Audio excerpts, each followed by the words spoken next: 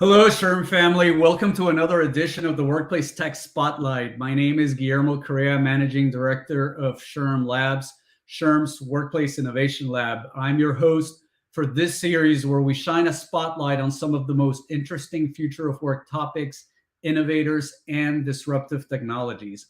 Before we get going on today's session, just a couple of quick announcements. For those of you that aren't aware, this is something that we built specially for SHRM members, and only SHRM members get access to.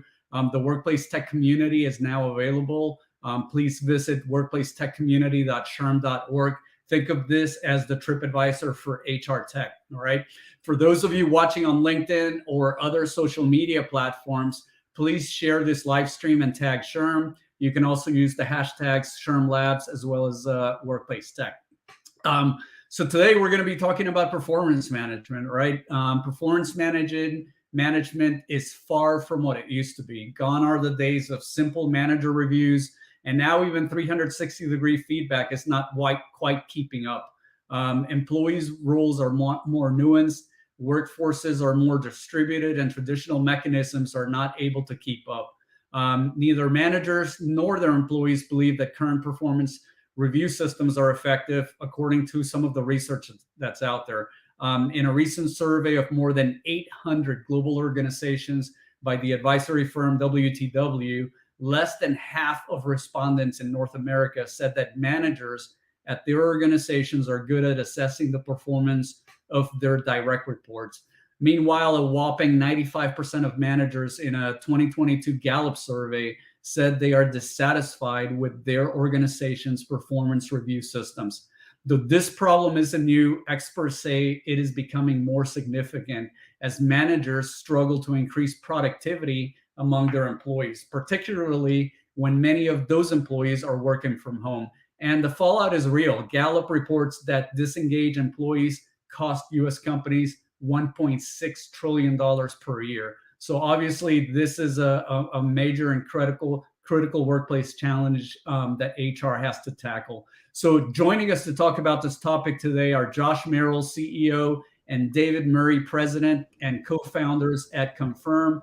Josh and David, thank you so much for joining us and welcome to the stage. So, before we get going here, can you please introduce yourself very quickly and tell the audience a little bit about Confirm?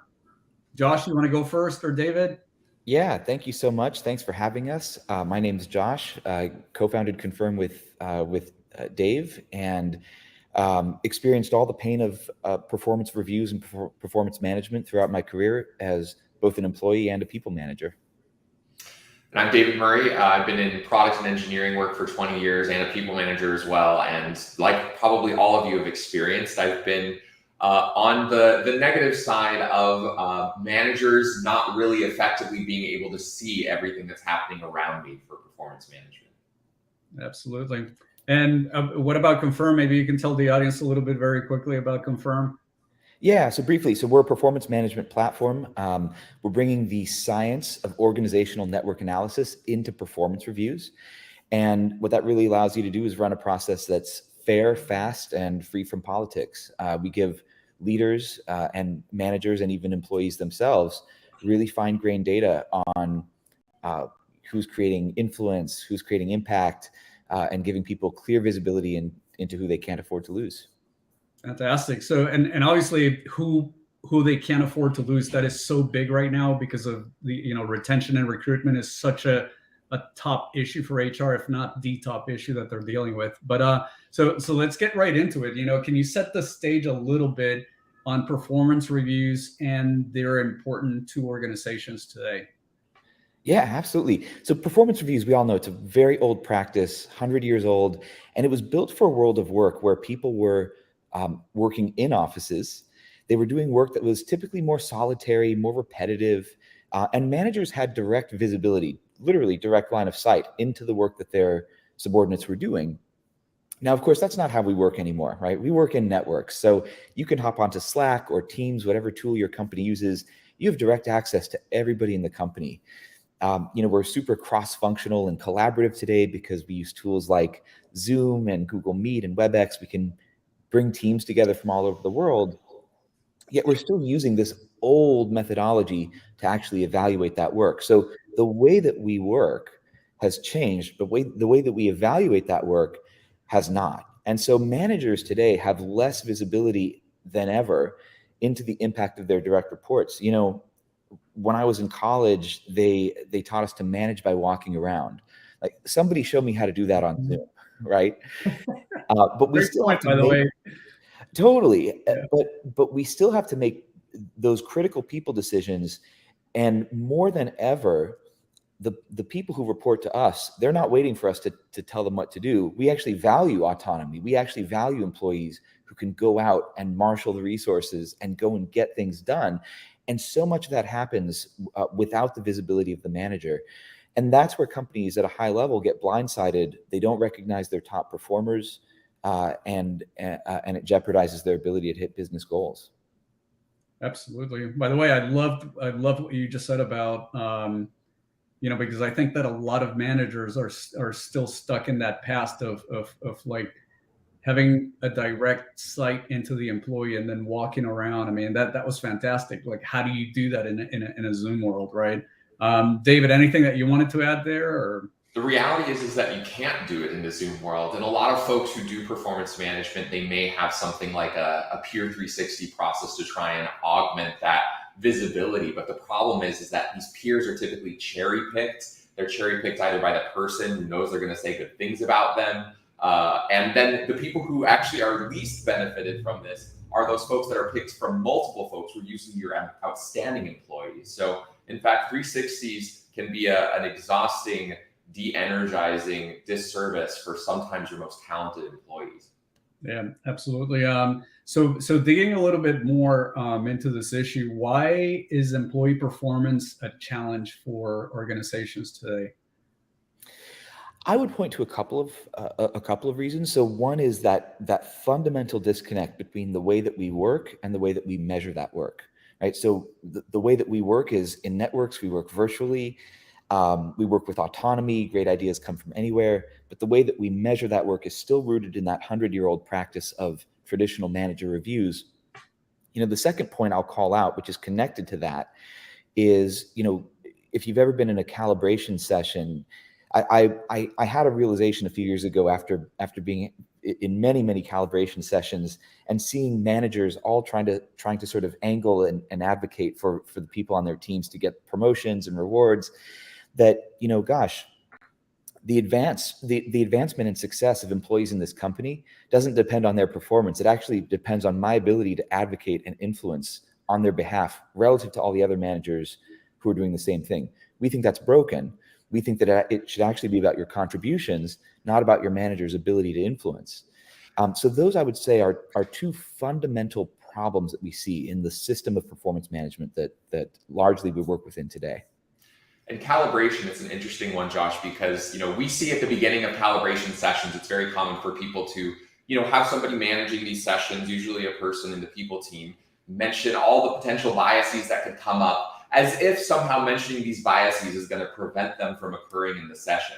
But what we see time and time again in these calibration sessions is that the folks who are loudest in the room, the folks who may be native English speakers, who may be more charismatic or likable, are the ones that actually end up getting their way, when in fact, sometimes the most outstanding folks who deserve to be lifted up in the organization may have a new manager. They may have a manager that isn't all that strong. And the ones that get disserved are those talented people. Yeah, you know what? You guys bring up a great point, right? That because if you think about it, not all managers are great communicators, right?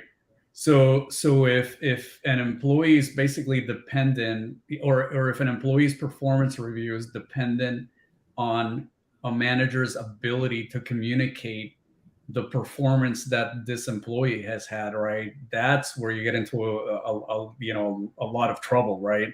And where I definitely see like the ability to be able to look at to really have that 360 on an employee, right? I mean, there's so many tools now that would be able to get you there, right? Am I putting it right the right way? Yeah, I think so. I think that if I were to tweak any one thing about that, I would say you have to actually go beyond the 360. which has its problems that Dave highlighted. I don't know if you would call it a 720, but we actually think that the future of performance management is going to be rooted in the science of organizational network analysis. And what that really says is, because we work in these networks, we should measure work using networks too. And what might be different about an organizational network review versus a traditional review is that in a traditional review, you're asking the manager for a point of view. In an ONA review, you're actually asking everyone for a point of view.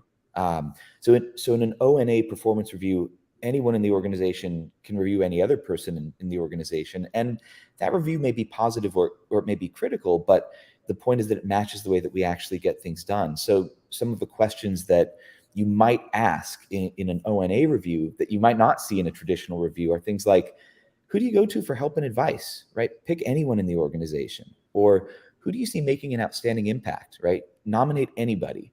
And that's a very different model. That will lead you to a very different set of results and a very different set of decisions compared to the traditional model. Yeah, if you compare the 360s where you're kind of pre-selecting, you're writing paragraphs, it's a really time-consuming process, to ONA where you're actually asking sometimes those introverts, the people that may not even be normally surfacing any concerns or amazing people around them that they see. You're just asking them to list names. I mean, this can be oftentimes like an 8 to 10 minute survey, just saying, who do you go to for help and advice? Who energizes you at work? Who do you see as outstanding? And who are you concerned about? Maybe needs a little bit additional support or attention. It's funny because when we have conversations with leaders, managers, and even just individual contributors at various companies, it's clear that many of them know somebody around them that they may feel is not performing. And actually a lot of people know, but that person might be really good at managing up and their manager might think that they're really great, but they actually have really sharp elbows. Those are the people that benefit from the broken performance review system today. And unfortunately, while some people look at systems to provide, for example, continuous feedback to try and address these types of things, continuous feedback systems don't surface those voices from those folks that actually see what's going on. And that's why organizational network analysis is so important.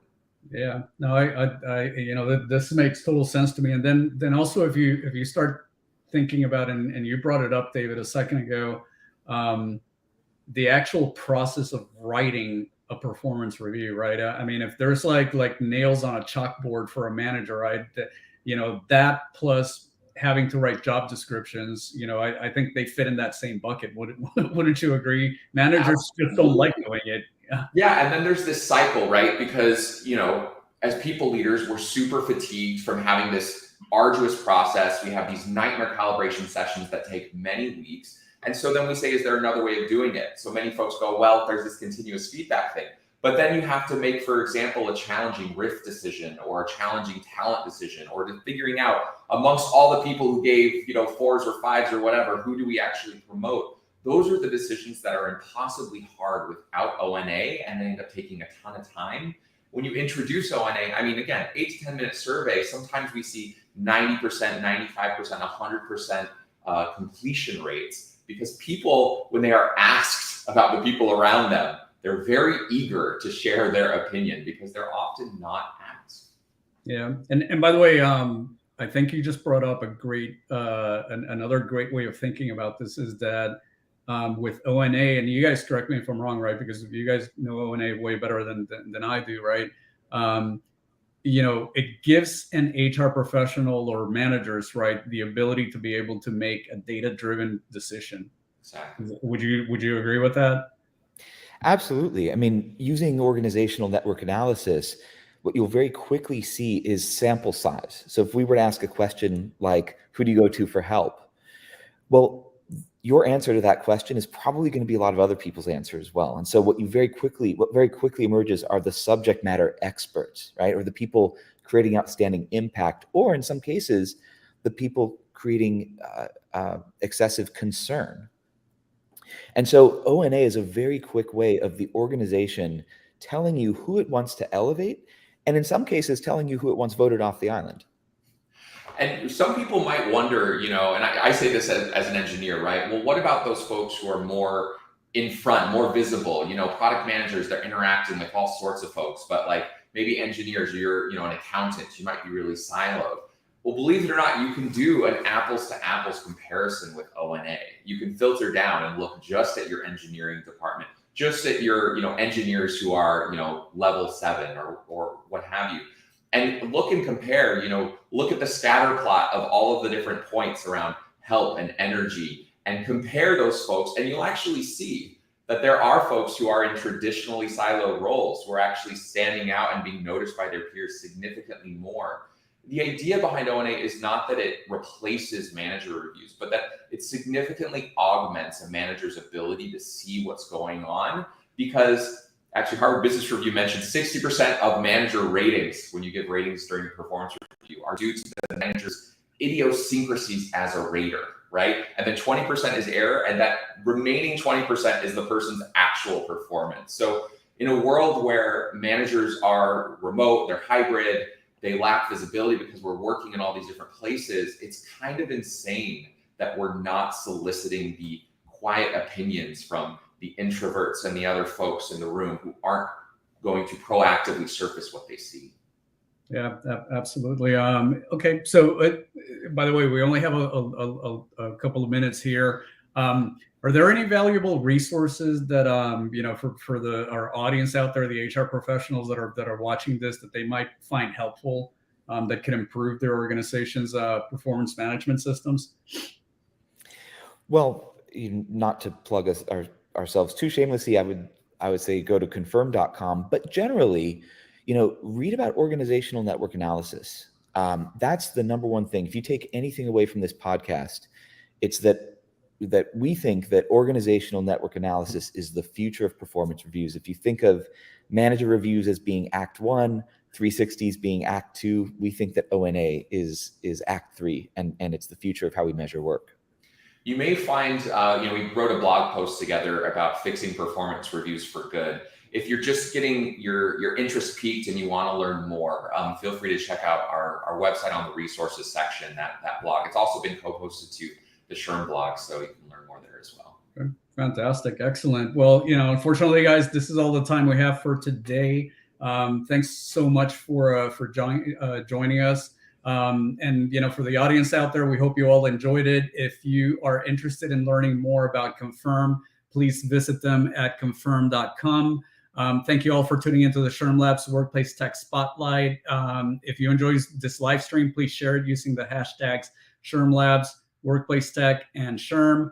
Visit us at shrmlabs.com to stay up to date, and we'll see you next time. Thank you so much for joining us. See ya.